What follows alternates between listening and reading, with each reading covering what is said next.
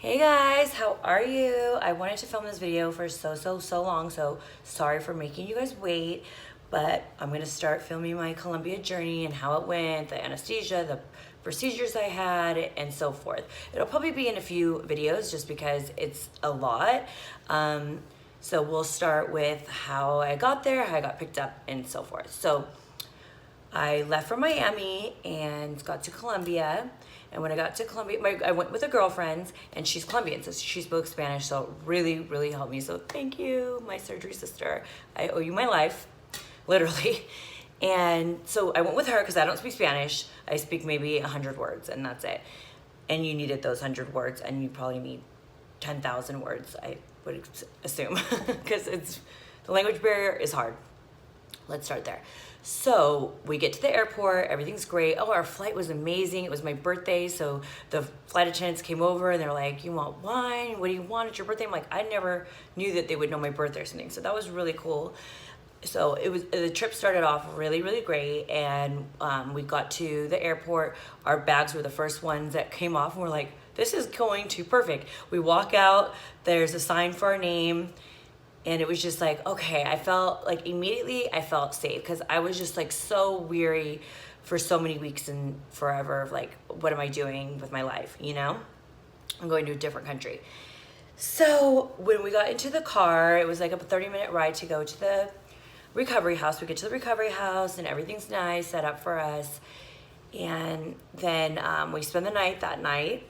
And then in the morning, we went and did our blood test. You got to get your hemoglobin to above a 12, and then they test you for HIV, pregnancy, etc. So they don't just slap you on the table. Like, there's definitely some safety regards, and they are serious about it.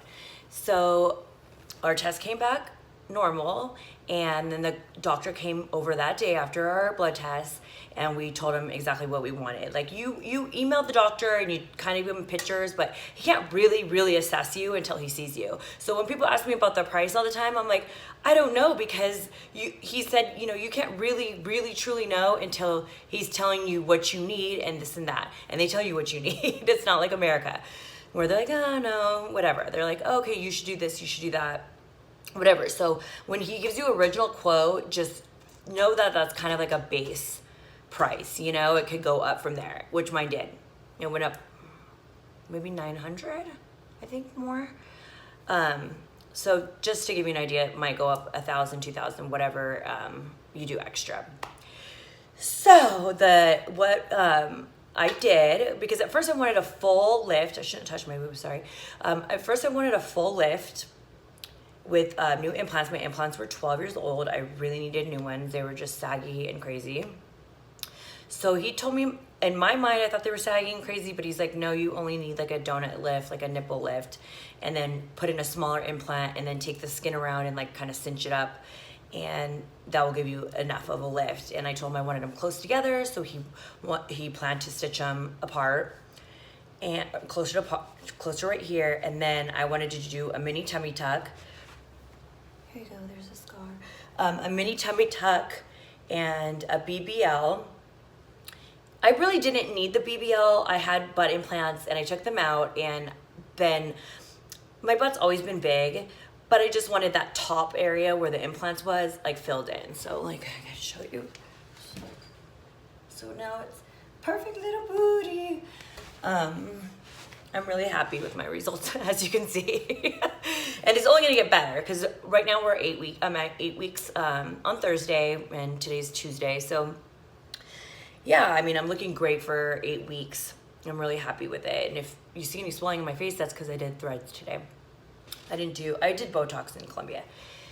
So what he planned for my procedure, so he's going over the plan, the mini tummy tuck, the BBL, and then I added on arm liposuction. I had really fat arms before. And what else? Oh, inner thigh liposuction.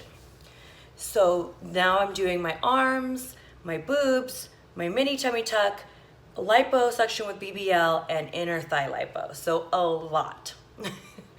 I mean, I was just like, in my mind, I was like, that's a lot.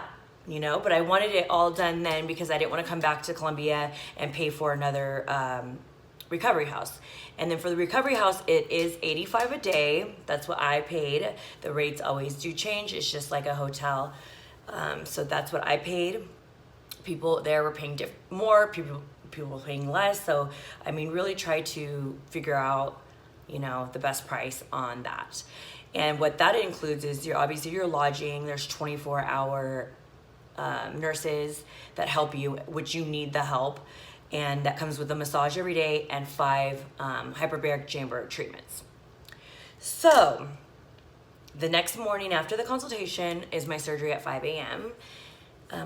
I'm all by myself because my girlfriend's wasn't till noon, I think, but hers didn't end up starting till like 3. But anyway, so she was at home sleeping at the recovery house. So I went alone. I don't speak Spanish. No one speaks English, but the anesthesiologist spoke a little English and the doctor speaks English. But all the people at the surgical center don't speak English at all.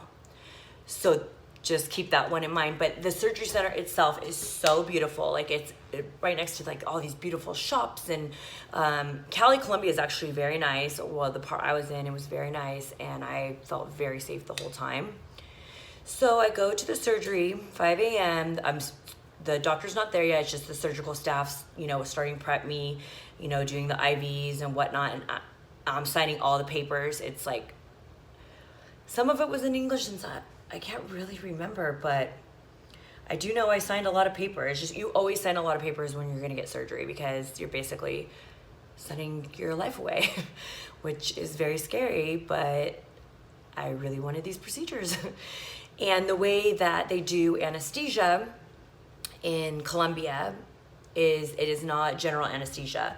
Before I went to Colombia, every single procedure was in America, and I had 8 surgeries before in America, so I've been under general anesthesia 8 times, and every single time in America, the general anesthesia was the worst part. Every single time I got out, I was in hysterics, crying, and I don't know why, and in hysteric pain, but I just think it was like your body in shock or whatever. I don't know. So the way that they do it in Colombia is you're not under general anesthesia, you're in an epidural with IV sedation. So you kind of go in and out of sleep, which is, I'm gonna say it was weird for me, you know, I'm gonna be 100% honest, but it's so much safer. So even though in my mind it was like, okay, I could feel like them putting the stick in sometimes, and then I'd fall back asleep, and then I'd feel it in my leg, and then I'd fall back asleep. But in general anesthesia, you're not breathing on your own. You're breathing with machines. So that's why it's so dangerous. I mean, that's why you need an MD anesthesiologist for sure. But with an epidural, you're breathing on your own. So every single time I was waking up, I was fully like aware, I'm breathing, I'm normal. I know that they're doing the surgery, but I can't feel anything. A few times I felt it, like, and I was like, you need to put more medicine, and then he would. So that's really, really something to think about if you are somebody who wants general anesthesia. I personally am terrified of it. So I kind of liked that idea that I wasn't gonna be fully asleep because I like being in control. I like knowing what's happening to a certain degree, you know? So, and the best part about it is when they were done, like they were like, okay, you're done. I was like, literally, it just felt like nothing had happened in my own mind. I mean, because I was still like on drugs, but there was not that very scary moment of like you being so nauseous and throwing up and doing all that like stuff when you're under general anesthesia. So that was a really, really positive side of that, because once you were done, you were done. And you are shaking because the room is like 0 degrees for real. I don't know the exact temperature, but all surgical rooms are extremely, extremely cold because of, you know, bacteria and stuff. So I did end up crying, but not because of the anesthesia, and I'll get there, which was not my doctor's fault, FYI. But you can't eat anything. So I couldn't eat anything from 5 p.m. the day before. And now we're talking, it's like 3 p.m. And I hadn't had water. You can't have water. So imagine how extremely thirsty you are. I brought 2 Gatorades. They wouldn't even give them to me until I asked.